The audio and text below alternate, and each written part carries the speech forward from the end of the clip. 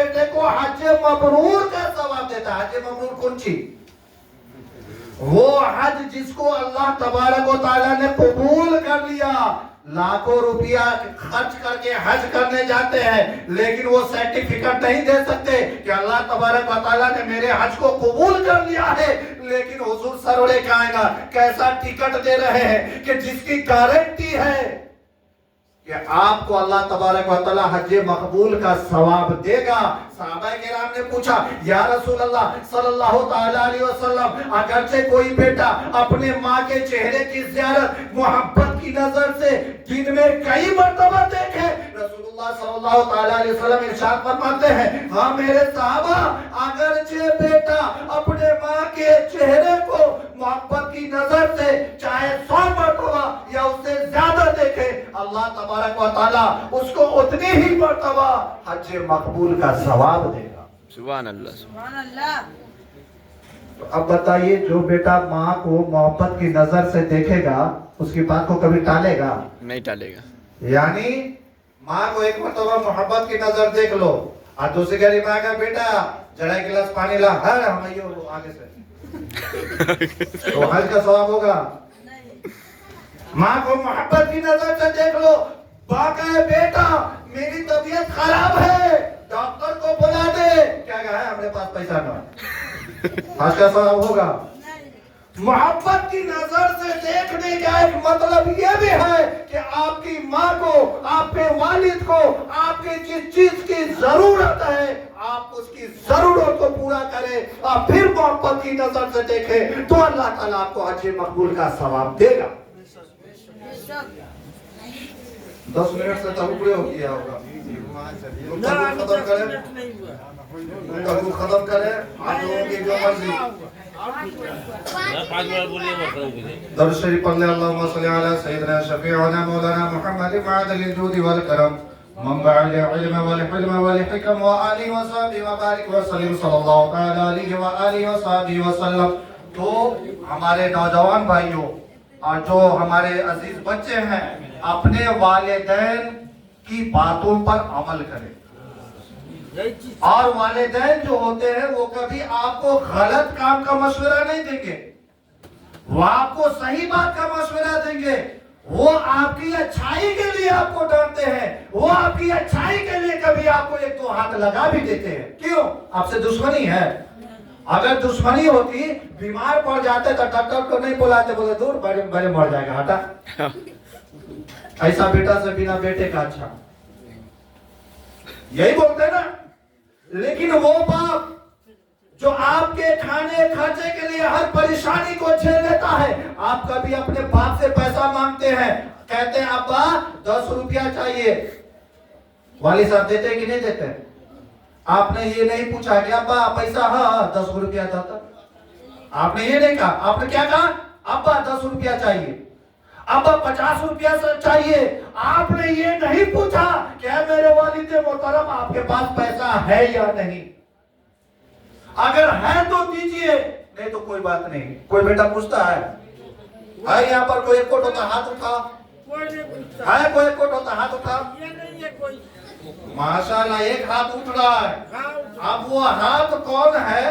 وہ ان کے ساتھی، اور یہاں پر چونکہ سبھی لوگ لوکل ہیں، کوئی باہر کے آدمی نہیں ہے، سبھی جانتے ہیں کہ وہ کہنے والا شخص کتنی دلیری سے کہہ رہا ہے۔ اللہ تبارک و تعالی ہم مسلمانوں کو ایسا فرماندار بیٹا عطا فرمائے جو اللہ اس کے رسول کے فرمان کے مطابق زندگی گزارے اور اپنے والدین کی خدمت کرے، والدین کی والدین کے ہر حکم کی تعمیل کرے، چونکہ والدین جو ہوتے ہیں وہ اولاد کے لیے ایک سایہ دار درخت کی طرح ہوتے ہیں، پھلدار درخت کی طرح ہوتے ہیں، اور جن کے والدین نہیں ہوتے وہ اولاد کیا ہے؟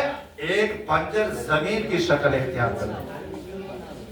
بہرحال تو ویسے شخص کی بھی مغفرت نہیں ہوتی شب بارات میں جو والدین کا نافرمان ہو۔ اگر اپنے والدین کے فرما بردار ہو تو اپنے والدین سے اپنی غلطی کی معافی مانگ لو، یقیناً اللہ تبارک و تعالی معاف کر دے گا۔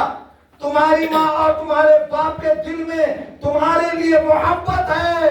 एक कहावत है कि बच्चा जब जान पर बदन पर लेटरिन कर देता है तो माँ बाप गोश्त को काट करके कभी नहीं फेंकते।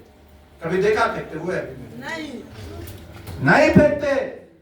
इसी तरीके से हम बच्चों की गलती को माँ बाप निजात समझ करके साफ कर देते हैं, अपने दिल से कीना कपट को निकाल देते हैं। क्योंकि ये बेटा तो हमारा है, लेकिन हम बेटों को चाहिए कि हम अपने वालिदैन से माफी तलाफी करते रहे। क्या शायर ने कहा है, क्या ठिकाना है जिंदगानी का, आदमी बुलबुला है पानी का। पता नहीं आपको गलती माफ करवाने का भी टाइम ना मिले। कोई सर्टिफिकेट दे सकता है कि हमारी माँ या हमारे अब्बा फलाने दिन इंतकाल करेंगे या हम ही फलाने दिन इंतकाल कर जाएंगे? कोई गारंटी नहीं है। लिहाजा अपने गुनाहों से तौबा करें।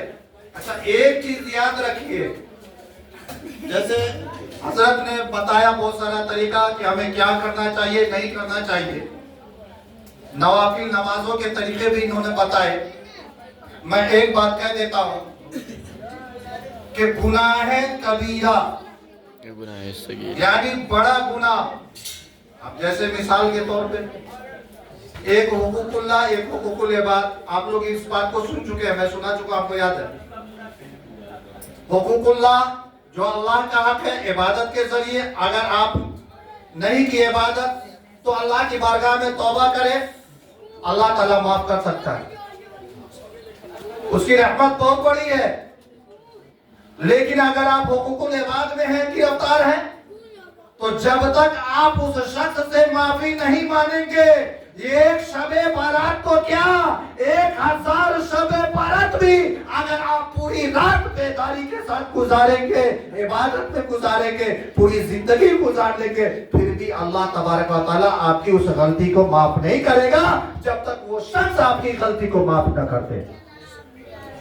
तो आपने जिसका दिल दुखाया, चाहे माँ बाप हो, पड़ोसी हो, उस्ताद हो, भाई हो, बहन हो, चचा हो, मामू हो, खालू हो, फूफा हो, फूफी हो, मुस्लिम हो, गैर मुस्लिम हो, कोई भी हो, आपने अगर किसी इंसान का दिल दुखाया है तो आप उससे माफी मांग ले। यकीनन कल आने वाली रात आपके लिए मग़फ़िरत की रात होगी। तो अपनी माफी तलाफी कर ले, एक वो जरिया। और दूसरी बात जो मैं कह रहा था कि मान लीजिए किसी नवाफिल इबादत के जरिए, जैसे मिसाल के तौर पे हुजूर सल्लल्लाहु अलैहि वसल्लम ने फरमाया है कि नमाज़े सलाते अव्वाबीन, आप लोगों ने नाम सुना है ना, सलाते अव्वाबीन, इसके पढ़ने वाले को अल्लाह तबारक व तआला 12 साल की इबादत का सवाब देता है। ठीक है। अच्छा, कुछ जगह आएगा कि इस नमाज को पढ़ने से उसके तमाम गुनाह माफ कर दिए जाते हैं। सुने है ना, अक्सर तकरीब में सुनते होंगे, ये काम करो तुम्हारे गुनाह माफ हो जाएंगे, वो काम करो तुम्हारे गुनाह माफ हो जाएंगे। लेकिन याद रखें कि किसी काम की वजह से वही गुनाह माफ होते हैं जो सगीरा गुनाह होते हैं, यानी छोटे गुनाह होते हैं। और गुनाह कबीरा जब तक आप तौबा नहीं करेंगे, या हुकूकुल इबाद के ताल्लुक से है कि आपने किसी इंसान का कुछ दबा लिया या दुखा दिया, कोई तकलीफ दिया, तो जब तक वो आपको माफ ना कर दे, अल्लाह तबारक व तआला आपको कभी माफ ना करेगा। मैं अपनी गुफ्तगू को खत्म करता